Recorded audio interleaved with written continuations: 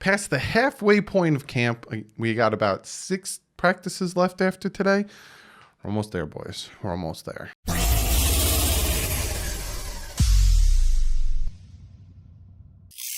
What is up, Fin fans? Today is day 8 of padded practice, but I'm just calling it day 8 of training camp because for the 40 days that they get from July, I think 28th until I think September 5th or before September 5th, if my calculations are right, that was off season. So about 8 days of camp where OTAs and all that other stuff was crammed in the beginning.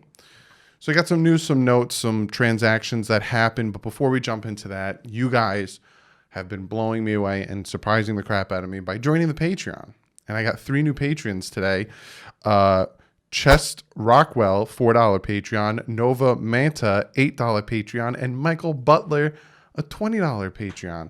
Thank you guys so very much for joining. Again, for the guys that have joined, they're part of the Discord now. Also, you get all these cool little perks. I make special videos just for those guys. If you guys want to join, it's linked below.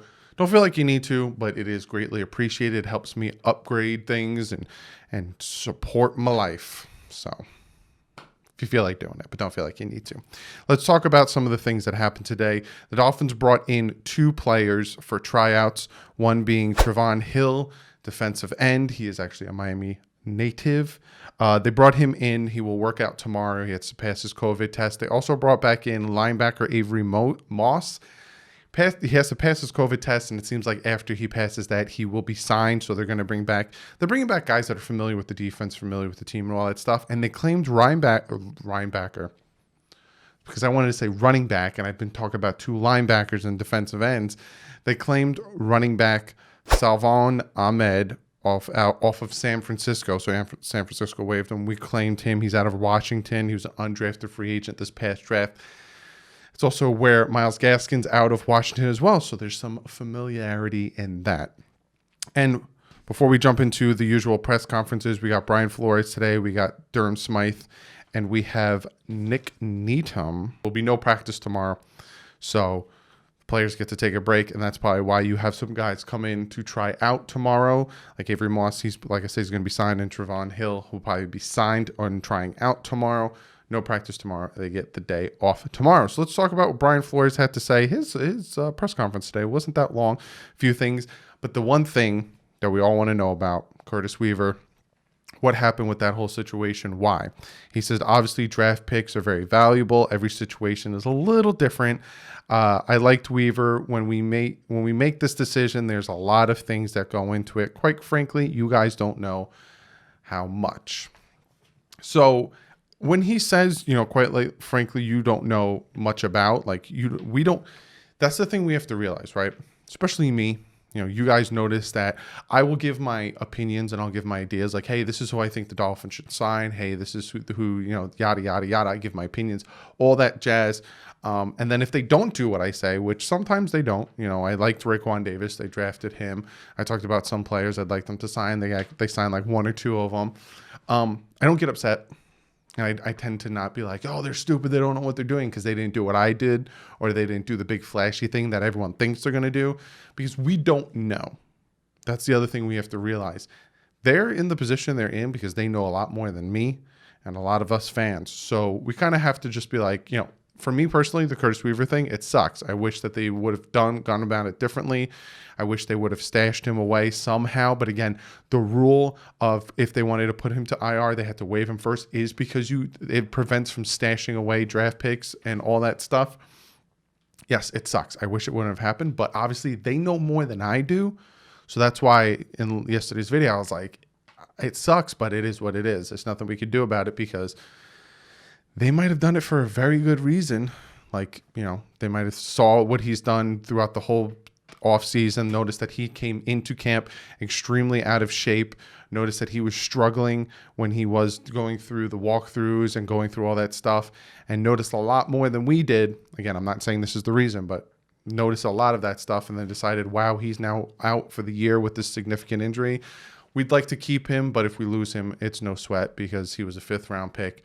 And we have Strawbridge, who's killing it right now. So That's what I'm assuming. It's just my little rant for today. Talks about the running back position. He says, I think there's a lot of competition in that room. Guys each have their unique skill set. It's been a physical camp. We're not tackling to the ground, but there is contact on the O-line and D-line. So again, we don't know much about these running backs because again, there's no contact, there's no tackling to the ground. Saturday, they did talk about doing a scrimmage or some type of practice at the stadium. Now, I don't think it's a live scrimmage because he even jokes about saying maybe they'll block, maybe they'll tackle to the ground. I don't know. So I wouldn't say that Saturday is going to be a scrimmage, but they are going to be in the stadium practicing. Talks about Byron Jones. He says, I think he's done a good job, but he's getting acclimated to the heat down here.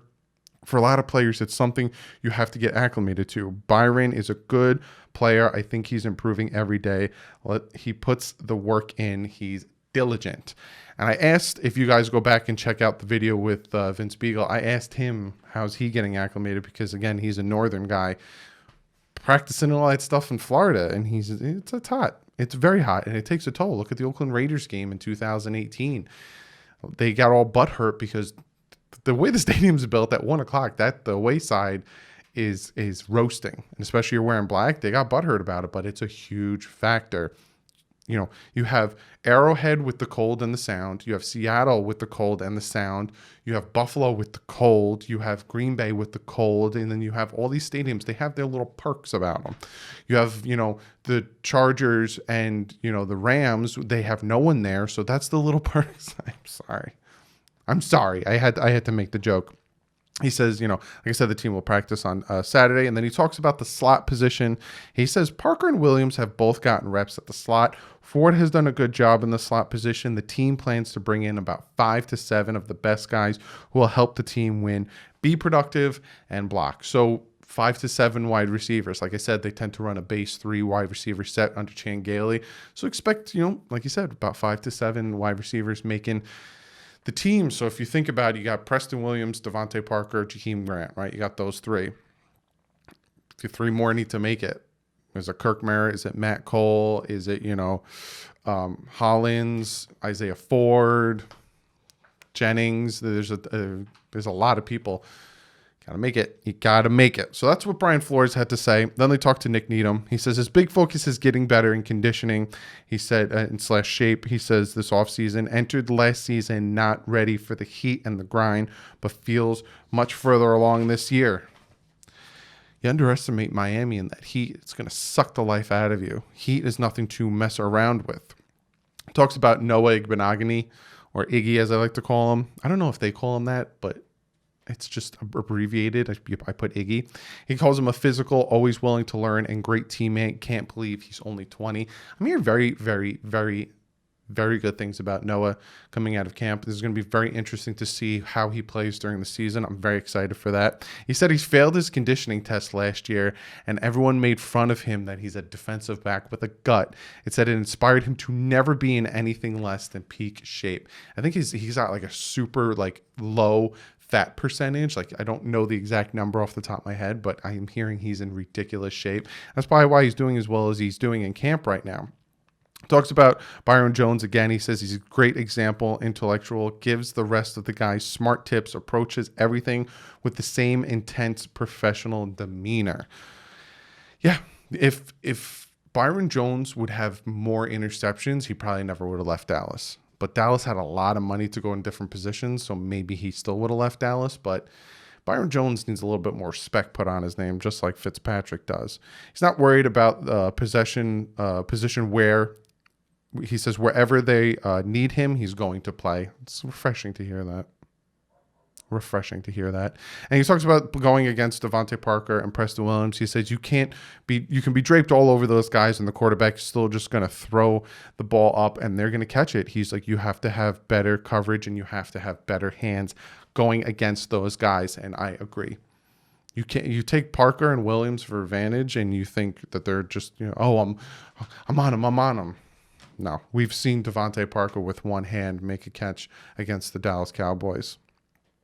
So, and then Durham Smythe came in. He talked about blocking. He says it's an important part of the game. It's a role it's a role I filled dating back to my college days. You throw yourself into the O-line with regards to getting the recognition. So he understands he's a big blocking tight end, and he's not that great at route running. He even talks about it. He says, Gesicki and I both took a step back to identify how we can help the offense outside of things we do well. He talked to Mike about his release and routes, and Mike talked to him about blocking better. So they understand. Hey, you suck here, I suck here. Let's work together and let's benefit off that. He talks about Tua. He says Tua has a great arm. That's evident to anyone that watches him. And that is the press conferences from today. I wonder if I can get this piece of paper in the bag like I did the other one. Nope, overshot it. It was just yesterday. So that's essentially press conferences today. A lot of good things, but it was very brief. Even you'll hear practice was very brief as well. It was very slow. A lot of the vets weren't there. They were they went through their walkthroughs, they went through their conditionings, and then a lot of the second and third teamers were mostly doing their thing. And that's like I said, that's what you'll hear. Parker, Kirk Merritt, Laird weren't there. Parker wasn't there, not because he was injured. It's just took the day. Kirk Merritt, I don't know why. Laird, he's injured. Aguavin and Balaj left early because of an injury. We'll see how that pans out. I'm hoping it's just like a strain, a cramp, something like that because of lack of conditioning. Defensive lineman Strawbridge, our other fifth-round pick, and Raekwon Davis are flashing in camp. They're doing very, very well. And a lot of people are saying don't be surprised if you see them getting first-team reps and play time during the regular season, which I would love, especially for both those guys. I loved both those draft picks. Besides Devontae Parker and Preston Williams, the wide receivers are struggling. They're struggling to get open, and they're struggling to do anything. A lot of routes today were slants that were caught and all that stuff. But other than that, a lot of drops, a lot of things to make the quarterbacks look bad. So it's these wide receivers got to step up because I don't want to say it, but you guys know what I'm going to say. Tua had a big run up the middle. He busted off like a 25-yard run up the middle on a scramble, showing that his hip is fine. Yes, of course, some of the defenders kind of laid off and didn't want to tackle him because it's the starting, not the starting, but that's the quarterback. You don't hit the quarterback. You don't hit the red jersey, but showing he's still nimble and there's no giddy up in his step. Jesse Davis was riding the bike today instead of doing sprints. So again, it's probably the conditioning's hard. Not having legit OTAs and minicamp conditioning's hard. So they're probably bringing them all along slowly. Chandler Cox. We had a Chandler Cox showing today, 20-yard run on 11-on-11s. It was the third-team D-line, but still, 20-yard run. Nice to see that. Linebacker Kalen Johnson blew up a screen to Myles Gaskin for a tackle for loss. Linebacker Trent Harris, who we just picked up yesterday, would be sacked on Tua, which is rare. You'll notice that you don't hear me talking much about Tua's getting sacked multiple times or this or that because he, unlike Fitz and Rosen, is very he's got that agility to him. He can bounce around the pocket really well. Shaq Lawson and Agba are completely dominating. I hope that is more just they're better than people expected, and that's why the Dolphins got steals with them, or our tackles are Garbo. I'm hoping it's more of the other. And Nick Needham pulled down an interception, one-on-ones, which it's not bad, but one-on-ones, it's like that one didn't go either. I'll give him the credit. I'm not taking credit away, but it's one-on-ones, not 11-on-11. But that's what happened today at camp.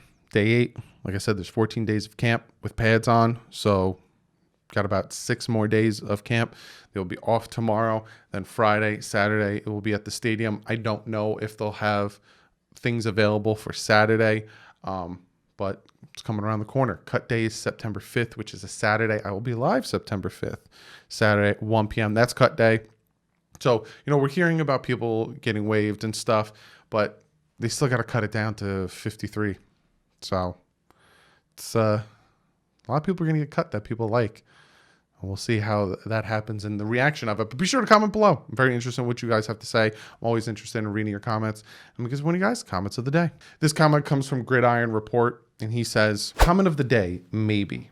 I can't help but notice our lack of boundary wide receivers. It looks very thin, like if Parker or Williams gets injured, we are in deep trouble. Yeah. We have like Kirk Merritt and we have Well, Allen Hurns opted out. But we have some wide receivers that can play that boundary position. But besides Preston Williams and Devontae Parker, yeah, we're kind of scarce at wide receiver, especially when it comes to experienced wide receivers and guys who have done it before. Not saying that some of these unknown names that we're probably going to bring along with us can't do it, but yeah, I see where you're coming from. You know, we always talked about, hey, this wide receiver depth chart is pretty deep. You have Allen Hurns, you had Albert Wilson, Jakeem Grant, Devontae Parker, Preston Williams. You got 5 guys right there. All of a sudden, 2 of them opt out, and you're like, well, all right, well, we have 2. So we just got to hope and pray that these secondary and these backup wide receivers can step up. But from today's practice, they didn't look good. It looked like they were having a hard time getting open. Is that because the secondary of the Dolphins defense is that good? Possibly. But they need to step up because God forbid, and I'm not going to say it, but God forbid. But that's the video. Hope you guys enjoy the video. Like usual, be sure to follow me on Twitter. I tweet out a ton of things, talking about a ton of things on Twitter with you guys. So be sure to go over, check that out. Follow me there. And on my Instagram, I don't post that much on Instagram, but I'm going to try to start to do it more often. It's just Twitter. I get all my information from it. It's easier to go on my tweets. Be sure to check out Fan to Fan Network. I will be on there Sunday. I think at 11 o'clock it starts. We're going to start doing our Sunday morning stuff. So Fan to Fan Network. So twitch.tv/Fan to Fan Network. You can check us out Sunday. Also the website and the YouTube channel. You can check that stuff out. DolphinsTalk.com. Fantastic website. Ton of Dolphin content on there. Be sure to check that out. Other than that, like I said, tomorrow's no practice, but there is practice Friday. So you'll probably get another video from me Friday. I'm going to relax tomorrow. I said this in a tweet, but these camp days, they put me out of whack because I go to work, I make my notes, I do all the things, I come home, make a video for you guys, edit it, upload it, and then I get to relax. Whereas normally, when there isn't camp, I make the videos the night before, edit them, upload them, then I hang out with you guys in the premiere. So I can't wait for camp to be over. 1, season's about to start, and 2, I get to go back to my other routine of making Dolphin videos. But be sure to hit the thumbs up and the subscribe. It lets me know that you like this stuff and you appreciate all the hard work I put into it. But other than that, I'll probably see you guys on Friday in the next video. But like usual, stay classy. Fins up.